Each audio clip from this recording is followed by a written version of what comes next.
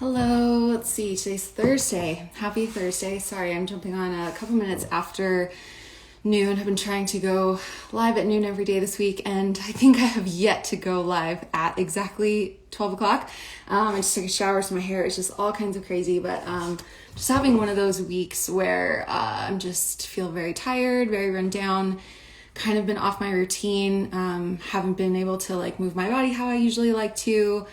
So I just needed to take a shower and wash my hair and just kind of reset, feeling a little bit more, I don't know, for me, it's showers are symbolic of not only cleansing the body, but kind of just cleansing your mind and your soul. So, so I'm just running a couple minutes late, but I hope you guys are having a great week, a great Thursday. So I'm doing a 7-day video challenge. Today is day 4. And the prompt for today was, what's one thing that you've never told anyone, which has really thrown me for a loop because usually I'm a pretty open book. I talk about things pretty openly, and I've shared, parts of my story that I'm not necessarily proud of, or, that I have a little bit of fear that I might be judged for. And so when I think about the things that I've never told anyone, if I haven't told anyone at this point, it's because they're deep, deep, deep dark, not secrets, but things about my past that I've just never wanted to talk about for whatever reason, or felt, just very protective over, maybe a fear of being judged. So the fact that today I'm supposed to come on and tell something I've never told anyone feels a little overwhelming, and I kind of have a pit in my stomach, because there's a couple things that come to mind. But I think there's one that I want to share in particular, and I just want to preface this with, might be a little bit of an intense story. I don't really believe in saying a trigger warning, because who's to say what triggers one person versus what triggers another person. But it is going to be an intense subject. So just use your discretion. If at any point it feels uncomfortable for you to listen to, by all means, just swipe off the video, totally fine.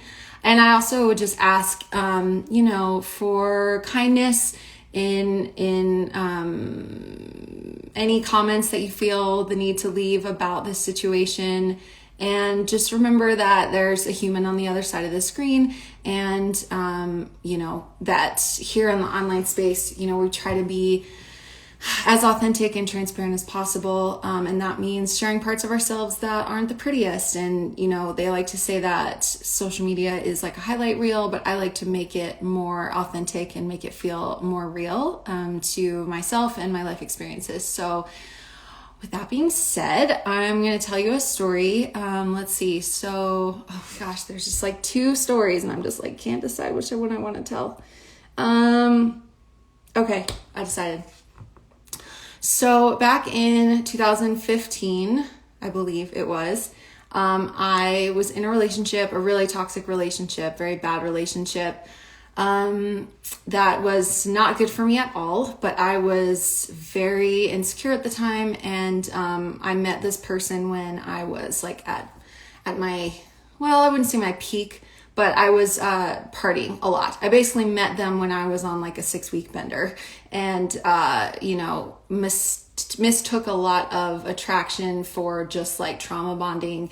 And anyways, we lived in different sides of the country. So I was visiting the East Coast for 6 weeks, and we met and were basically inseparable the whole time I was there.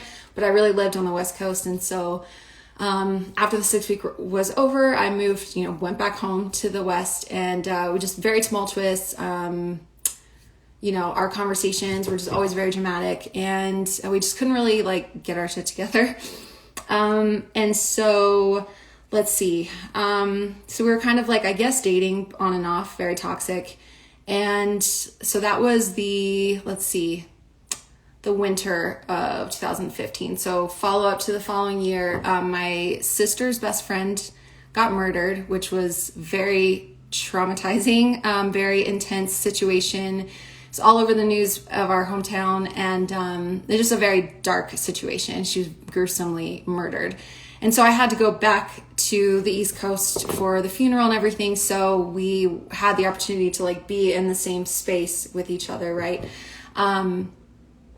And because I was partying, because I was grieving and going through like a traumatic experience, I was partying a lot. I did drugs, I was drinking, I was just kind of going crazy. It was also a really intense situation because I was seeing my mom for the first time in about 5 years. And so I was having a lot of anxiety about that because she was coming to the funeral. It was just all around very uncomfortable situation. And anyway, so fast forward about a month or so later, I go to urgent care because I'm feeling really sick. I think that it's like a bladder infection or something. I'm just having like really bad cramping, and just feeling overall just like really, really sick. And when I went to urgent care, I was talking to the nurse and was telling her my symptoms, and I was just like, yeah, I'm pretty sure I have like a bladder infection or something. And she was like, that doesn't really sound like a bladder infection. Like, do you think that you could be pregnant? And I was like, what? No, I better not be. And I was like freaking out. And she's like, well, before we give you any kind of, medication or anything like that, we need to give you a pregnancy test just to like make sure and rule it out. And I just remember sitting in that room beside myself, just like, texting the guy I was dating at the time, just being like, my life is over. Like, if this is true and like I'm pregnant, like my life is over. This is going to be like, this is the worst thing that could possibly happen to me. I was freaking out. Well, she comes back in and tells me that I'm pregnant, and I just started like bawling, just hysterically bawling. And I think she felt so bad for me because she was like, maybe she sees that like often, so she's used to it. But I just remember her being like, it's gonna be okay, and like putting her arm on my shoulder. And I just want to be like, lady, this is so far from okay. Like, you do not even understand. Because here I was in this super toxic relationship, had just, gone on this like huge bender of drinking and drugs. And I was just like, I'm pregnant. Like, I don't understand. Like, I can't believe this. Like, I can't believe this is happening. So that, let's see. So I kept going through the pregnancy, and I was so sick. Like, oh my gosh, like could not function through the day. Couldn't eat anything. I remember going to like the grocery store that was around the corner from the office I worked at the time, and just looking for anything that was like the most bland, like white bread. Like, I could not eat anything. Like, the thought of food just like totally made me want to throw up. I was awful. And the guy that I was dating at the time decided to move out west and move in with me. So he was making a cross country move to move in with me because we were going to be having a baby together. And then something happened right around, I think I was like 8 weeks. And I just woke up one day and I felt better. Like, it was very noticeable. It was very just strange that all of a sudden I woke up and I felt fine. And I was like, I think that like I'm not pregnant anymore. Like, I remember consciously thinking like, I don't think I'm pregnant anymore. Like, this doesn't feel like it was just such a contrast from how I had been feeling for weeks. And so I just decided to go back to my normal life. I didn't have a first appointment scheduled until like what would have been the 12-week mark. And so I just went back to normal life, and that means I went back to drinking. I went back to just like living my normal life, and was just like, it's really hard to explain because it was like, I had been told I was pregnant, but I didn't feel like I was. So I thought like it was okay that I was drinking, or like if I drink slowly, then like it won't be a big deal, even though like I'm still drinking the same amount. But in my mind, it was like, if I drink the wine slowly, then it's like hitting my system slow. Like, I played all these mind games with myself to try to convince myself like why it was okay that I was drinking, even though I was like, had been told I was pregnant. Which just shows you like the depths of what my addiction used to be, back in the day. Keep in mind, this was like, oh gosh, like six or 7 years ago. And so I remember I had everybody over for Christmas Day. I had my family over, and somebody there commented like, oh, you're drinking, because I was making like mimosas or drinking mimosas, and they were like, are you not pregnant anymore? Like, I'm really confused because I had told them that I was. And I was like, yeah, I don't think I am. Like, I totally brushed it off. Like, it wasn't a big deal that I was drinking mimosas on Christmas, even though I had been told I was pregnant. So, fast forwarding a couple more weeks, and I have my first appointment. And when they asked me, how have you been feeling? How are you doing? And I just said, like, I feel fine, which I think is really strange. And I told them how, like, leading up to that around that 8-week mark, that I had felt terrible. And so I was like, it just seems really odd that all of a sudden, like, I'm feeling fine. So like, okay, well, we're going to do the ultrasound, the first appointment stuff. Well, they did the ultrasound, and by the estimate, I would have been about 12 weeks, but there was no heartbeat, and what they were measuring on the screen was about 8 weeks. It was about the size of what a baby would be at about 8 weeks. So it wasn't like a full ultrasound. It was like a just like the one they do in like the doctor's room. So the doctor was like, I don't want you to freak out. I think we need to schedule you for like a full ultrasound, like a real deal, just to like make sure we understand like what's going on. And so I had to go back to work and then come back like later that afternoon and do like the full ultrasound. And I don't know if anybody has ever been in a situation like this where they've done an ultrasound, but the ultrasound tech can't actually tell you anything because it's not like in their scope of practice. Like their job is just to give you the ultrasound. It's not to give you any kind of diagnosis or tell you like what they see. So I was like in the room and like, but you don't hear anything. Like it's very clear, like there was no heartbeat or anything like that. So she took a bunch of measurements. She was dead quiet the whole time, like didn't say anything. And she took some measurements and then, just was like, okay, the doctor's gonna call you or something. And I'm like, oh, some more waiting. So I go home and I mean, the whole day I'm just like freaking out, right? And I'm just like, what is happening? Like, because I've spent the last almost, 2 months thinking I'm pregnant, like being beside myself with like grief over my life and what's going to happen. And just like, it was just very tumultuous, very stressful time. And anyways, the doctor called me and was just like, yeah, there's nothing there. Like there's no heartbeat. Like it looks like, the baby passed around the 8-week mark, which lines up with exactly when I said that I felt like that shift of just being totally like, I felt like I wasn't pregnant anymore. And I had to so my body was clearly was holding on to it. Like it wasn't releasing it on its own. And so it's called a miscarriage. And so I had to actually go and do a surgery. Like it's called a D&C, where they go in and actually like remove it.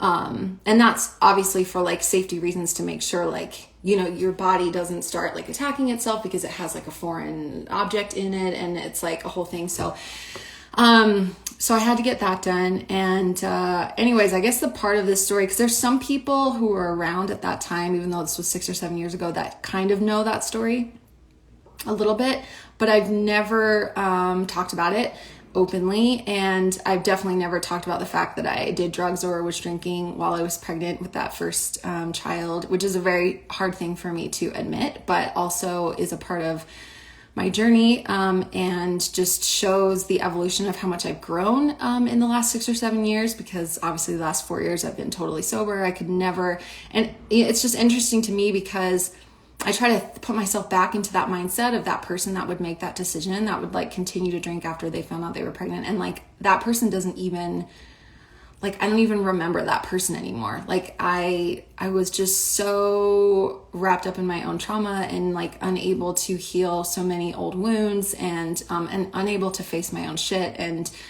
just a lot. Not that I'm making excuses for the decisions that I made, but just saying that like the person I was then is just absolutely not the person that I am now. So I almost have to compartmentalize, and that person just feels like a different person, even though it's just a younger, less enlightened version of myself. So I just thought that might be a story worth telling, because just to show you guys, like I think some of you might think like maybe my addiction wasn't ever that bad, and maybe that's why it's been so easy for me to get sober and stay sober these last 4 years. And maybe you just haven't taken it that seriously, or thought that like, or taken me that seriously, I should say. And just, maybe just thought this wasn't a big deal to me. But I thought this story might help you guys understand that I definitely have not always been this way. And I definitely was in a very dark space in the past where I made really poor decisions. And that's one of them. So yeah, I've since gone on to have 2 beautiful children. I do think that there's a third soul out there, waiting for me at some point to come into my life. How that manifests, I don't know. But, it's hard because I do, as upset as I was at the time, when, as much as I didn't want to be pregnant, I remember standing in the shower, just like crying, like praying to God, which I didn't even believe in God at the time, but I was just like, if there is a God, like, please do not let me have this baby. I'm not ready. Like, I can't. And I remember laying in bed at night talking to the baby and just saying, can you please just like come back another time? Like, this is just not a good time. Like, this is a really bad time right now for if you were to come into my life. So part of me does feel like, I don't know. It could go one of 2 ways, right? It could be, or maybe it's a combination of all the things. Maybe the fact that I, was putting so many toxic substances in my body could have potentially played a part in what happened. It could have been that there is a higher power that, knew that I wasn't ready for that kind of situation and that kind of commitment and saved that child from who knows. So I think there's a lot of different circumstances that it could have been. I try to give myself grace. I definitely own up to my own mistakes and just think that it's important to share because I know I'm not the only one who's done things in my past, especially at the height of my addiction, that I wasn't proud of. And so I just thought it was important to speak openly about it, even though it's a really hard thing to admit. It's really hard to take ownership of the mistakes that we've made, especially when they potentially affected like another person, so to speak. So anyways, I just thought I would come on and share that today. Thank you so much for watching. Like I said, just if you want to add any comments or have any dialogue about this, I'm totally open to that. Just please be kind and, know that I am a human being who makes mistakes, and I'm just trying to stand in that full ownership of it, and share stories that I hope will help heal other people. So, thank you so much for watching. This is day 4 of the video challenge. I will be back tomorrow for day 5. If you have missed any of the videos, you can go back on my grid and watch all of them. They're all posted, the replays. Thank you, AJ, and thank you, Philip, so much. You guys are awesome. So I will talk to you guys soon. If you don't want to comment on this video, but you just want to message me privately about it, if it brought up anything that you want to talk about, any of your own experiences or memories, I'm more than happy to hold that space for you and support you. So just send me a message or so I'll talk to you later. Hope you guys are having a great day. Thanks so much.